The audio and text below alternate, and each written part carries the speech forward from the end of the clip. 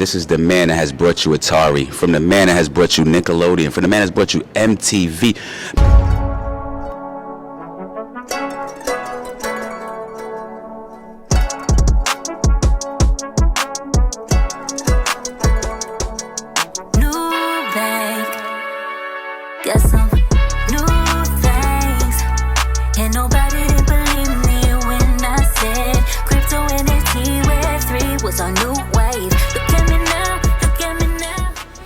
Welcome to On the Blockchain podcast, where we're not selling nothing, we're selling itself. You know I got it in my bag, got it in my bag.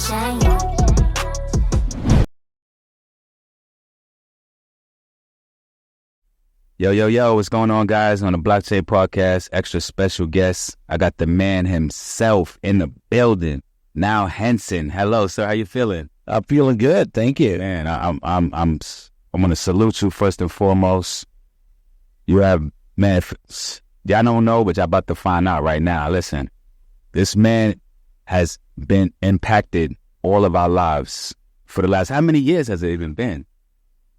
Well, I will tell you my age since I have a birthday coming up. Okay.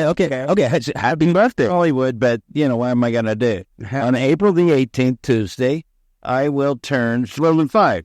Hello. And I entered the industry in graduate school at 23 and went to Hollywood, ended up with Warner Brothers, Warner Communications becoming the first entertainment company to get into the cable industry. Right. Because they saw it as the future of distribution and revenue driver for the company. Correct. And they were ahead of their time.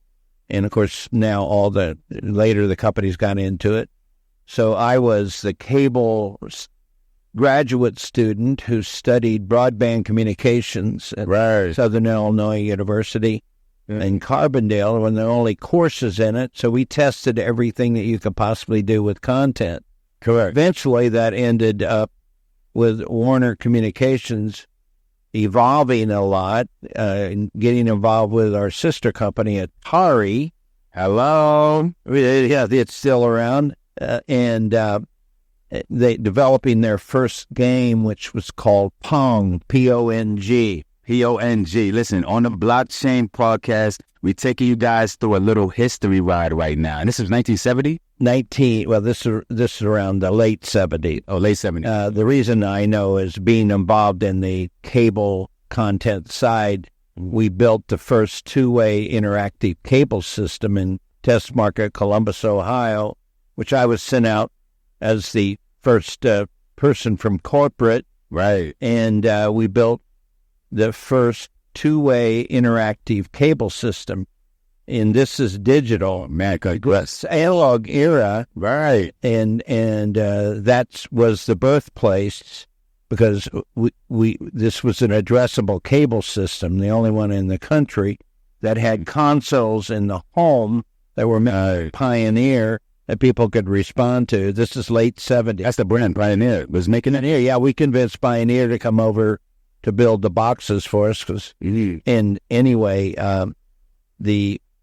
we had the ability to track, see the ratings among our community, which we called subscribers then. Hello. A lot of analogies, as you and I were talking about.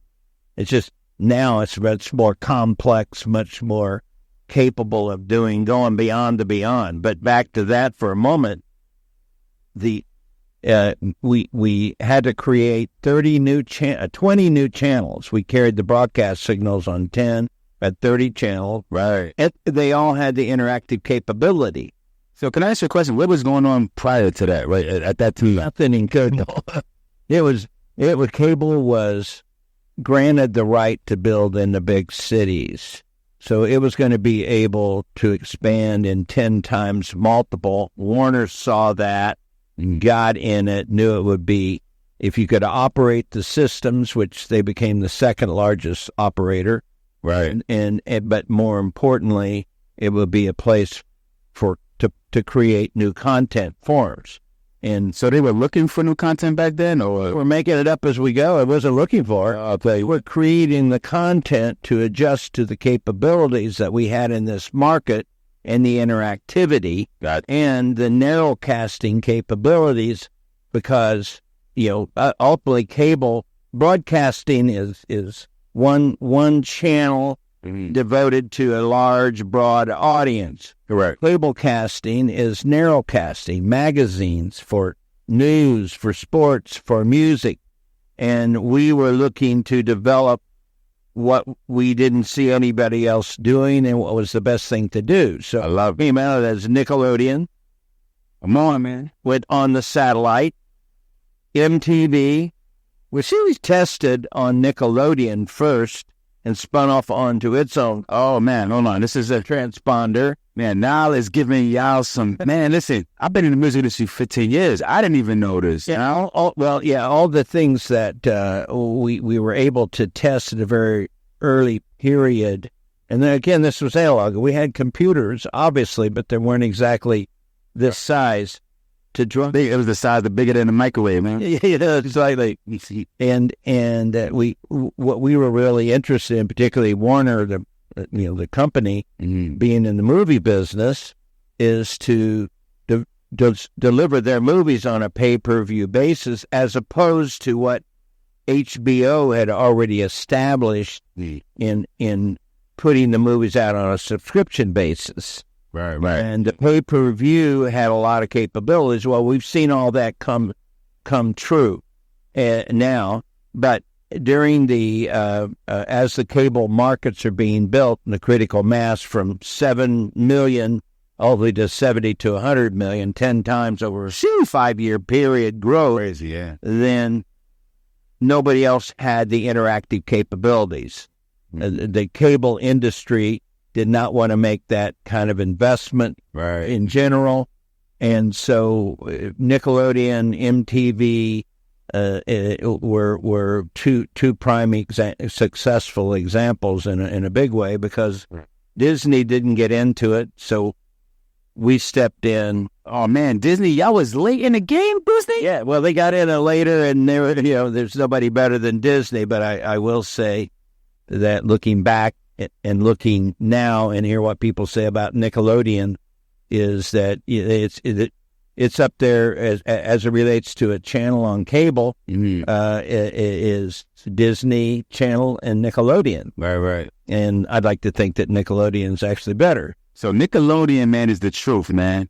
Okay, man, they are visionaries, man. They are risk takers, man. You understand? And so listen, when you starting from scratch, start from the ground up, and you starting where you're on a path, right, that wasn't never paved before, because this is an analog era. Nobody's even thinking digitally. And look, I'm going to teach a lesson, because it's right now. Yeah, like we just said in another interview, you don't think about how you use your credit cards, but you use them every day, all day. And back then, they wasn't even thinking about, digital. Digital was thinking about like AI and all these other different things, right, guys? So, like, back then, man, Nyhl and his whole team, man, from Nickelodeon days from the start, even when Disney didn't get it, Nyhl and his team and Nickelodeon, they got it, and they took that chance. And look, how many years later, decades later, they still in the game, they still running the game, and anybody whose kids grows up in America is going to be watching Nickelodeon, man. This is incredible, man. I love it. Nyhl, I love it. So what even gave you the I know you said you went to school for broadcasting, but what made you want to say I'm going to get into this field here, especially back then in that era? Having an undergraduate degree in communications, the opportunities were to go in the advertising agencies, the broadcast television, or newspaper publishing, and I did that for a little while. And it was very boring, and I had time left on my. I had scholarship left on my on graduate school. Right. Okay. So they were offering the first course in broadband. They call it broadband communications, of what multi-channel cable is going to be when it expands to a critical mass of to rival and surpass the broadcast industry, but not with one channel. Right. Ultimately 500. Right. Yeah. So how could I turn that down?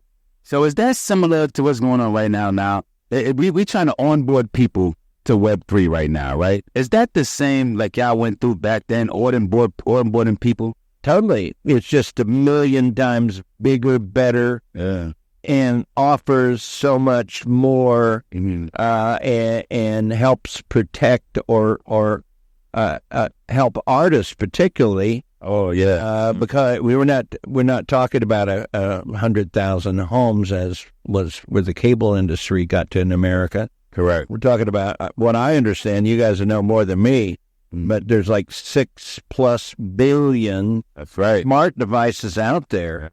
And if an artist, I like to focus a lot on the music, because after the Warner experience, I went on and did something else we pioneered at QUBE called Pay-Per-View. And we did, a matter of fact, I was meeting with some Brits that demonstrate a service here that in the music business, we know a lot of the same people, but we did the first pay-per-view with the Rolling Stones. Oh, man. Cast with radio stations and stereo. Salute, man. This is history in the making here. Man, you guys are getting some good game right here, man. Listen up. A year later, we did the Who, same thing. Now, and now those are big super groups that we marketed very extensively, and it was successful. Now we're talking about the problem, and as we were talking about, what is the problem? The problem is marketing. How do we let those people that might be interested into a particular artist who has a certain sound and style and message, right? That you could congregate a few million fans, easily, and subscribe, and artists could be giving up their day jobs and be professional with this new. How's it different? Web3, and then where NFTs are going to play in this. And revenue streams and everything, it's going to just be able to change the way I look at it from the entertainment side of things. It has all these other potentials, but in the entertainment side, and particularly the music business, yes, MTV and CMT, which we'll leave that out because it had a lot to do with revolutionizing country music, which needed it, by following the same formula, but what we can do in music with Web3, and the way in which we're going to be able to build the community. I love that word, and I'm hearing it all the time. Yes, and we create a tremendous revenue stream where artists have not been able. With signing with a label or management company, they couldn't afford to do it because of the distribution that's set up. That will all change. We hope. Oh yeah, my company and my associates over here, the smart people as I call it, it's called Technotainment, and we chose that name because it's really the homogenization of the technology, Web3. As it's now known, and all the miracles it can do on the tech side, from 4G distribution, where the mobile phone could make pictures, right. Before that they couldn't, right. All the way up, fast forward, blockchain, and NFT, and now AI. So from 4G to AI is what our tech is going to be. And we're going to apply that to the content side, the attainment side, in every way that we possibly can. And that's never been done before. There's no other company out there doing that yet. Right. And we hope to be. I kind of always like to get out there in front early, because that kind of leads the pack, and it's extremely enjoyable. That's it. And this is something that can do good, do a lot of good for products and artists, and fine artists too. Right. Shows, so forth. Inclusive of everybody, every art form and creative. In an economic model that everybody wins. Right. Theoretically, and of course the blockchain, which you guys know very well, gives that technical capability to manage that in inner circles, and right. So I'm very excited. I really appreciate you guys taking the time to talk to me. Yeah. I learned more from talking with you guys before the taping than I know. But I know we're onto something big, and I believe that it can be a great thing. It will be the leader of the pack, that the Disneys and the Warners and all the big guys, because they have so much product out there. They have so much competition they've got to do. Right. Which we're not in that game. Our approach is completely different, and we think the technological side of this is really demonstrated here, is ready to go. And one of our CTO is over there, and we're ready to start rolling out some pilots. Right. And I'm really excited. Oh, yeah, I'm excited, man, because I damn sure going to be part of that pilot program. And I mean, I'm going to be part of the whole testing. Listen, man, this is what we do. We get excited for this, man. I don't know how excited I am, man, to rub shoulders with Nyhl right here. Listen, man, if y'all, come on, man, we giving y'all game, right? But this is the thing. See, we going through what we going through right now.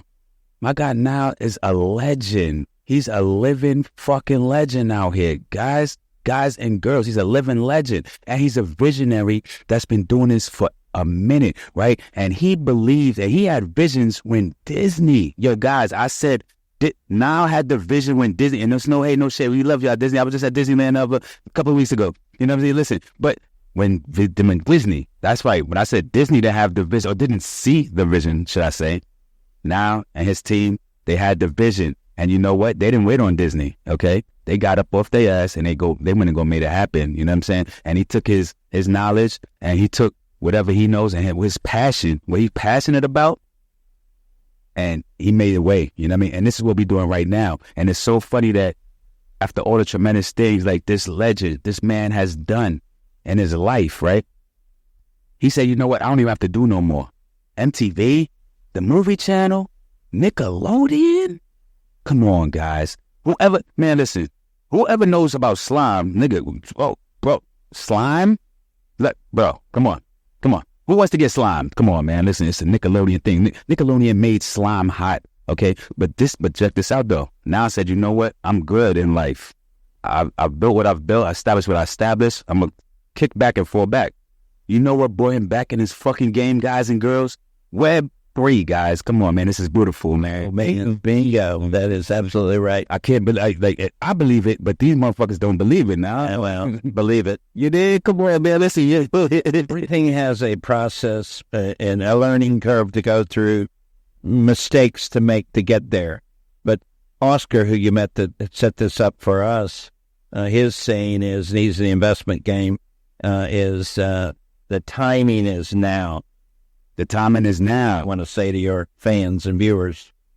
Yes, the timing is now. That means don't wait. You know what I mean? Like, don't wait, you know? Yeah, and you got to step out and maybe take a little risk, but don't take the risk, because the formula isn't completely made yet. And you're interacting with consumers and unknowns. But once you hit it right, hello. And we're not going to be just us little players, I'll say.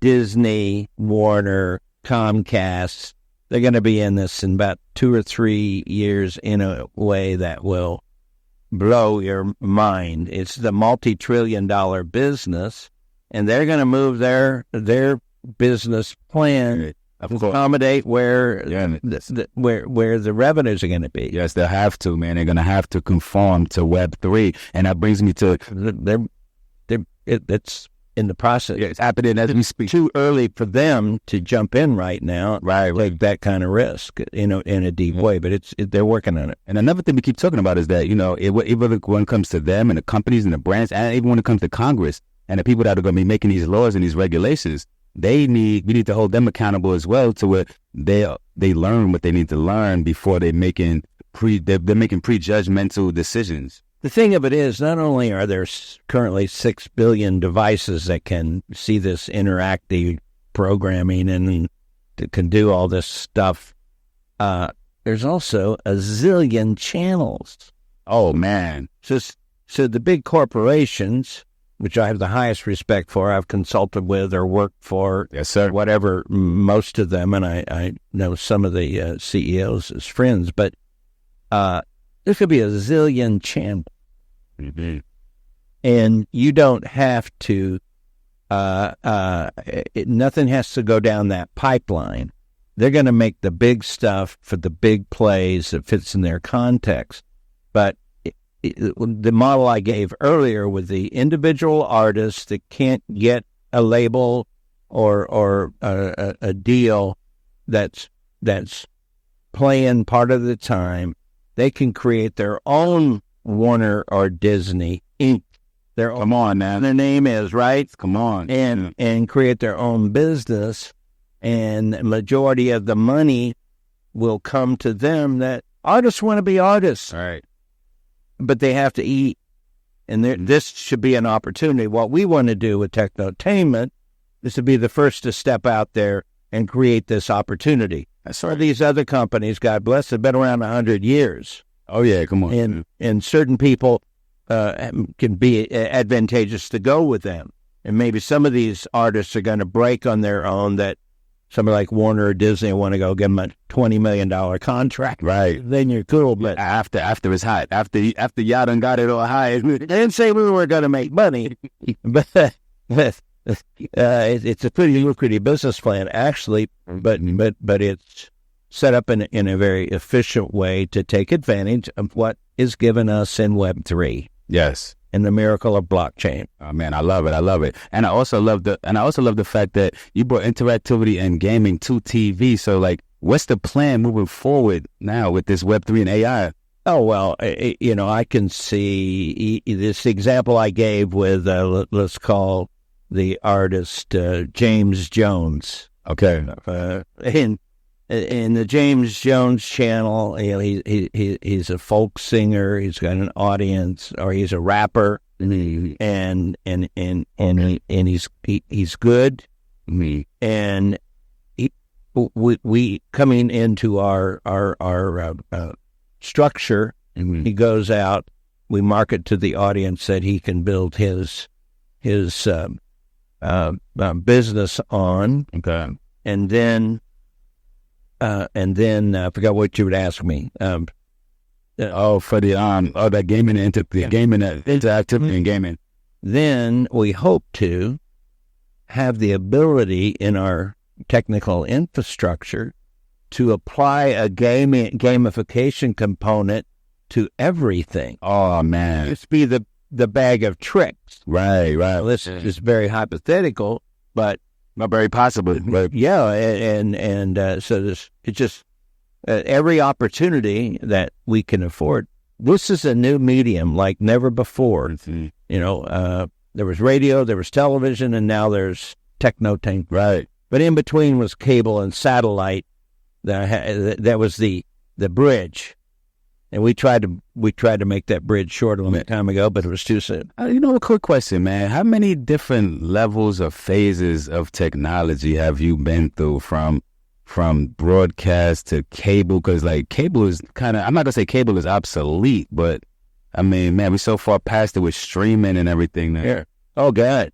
I think I think coaxial cable, that was, I don't know what its original purpose was, but when back in the 60s, when television came into the big markets and antennas and Right.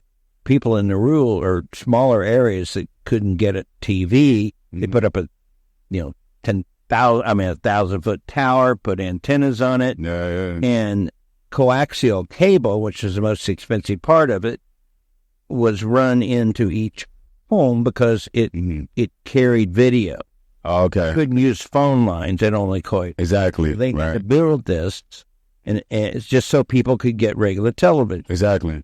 So coaxial cable probably was one of my first experiences of seeing what could be done with that. True. We used it at QUBE, that it had two-way capabilities. The center sent out the video signal downline, and the outer sheath had the ability to bring a signal back. So I would say coaxial cable might be the first which isn't sexy when you're starting something up like this, like I've had to do exactly in this business, go through, follow all of the technology, as I say, from 3G going to 4G with cellular, all the way up now to AI. Yeah, you can't even use a BlackBerry right now because it's on 3G. Like, that's buddy. BlackBerry's on 3G and you can't even use it. Like, but anyway, from that went to fiber optics. Okay, what year was coaxial cable? It was probably used up until it maybe still be used for effective purposes, but it's more or less been replaced by fiber optic. Fiber optics, exactly. Yeah, it's been around for a while, but it's a much more efficient, correct, better trans.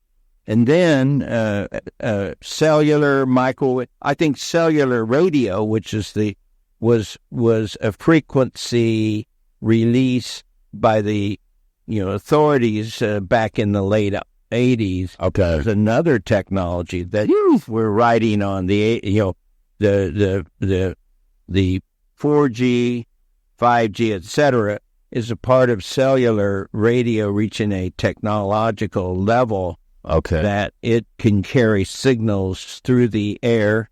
Right, and of reasonably high quality. Well, no cables, no more cable. No, well, but certain areas it's a plethora of different ways to get, let's say, to get into the home.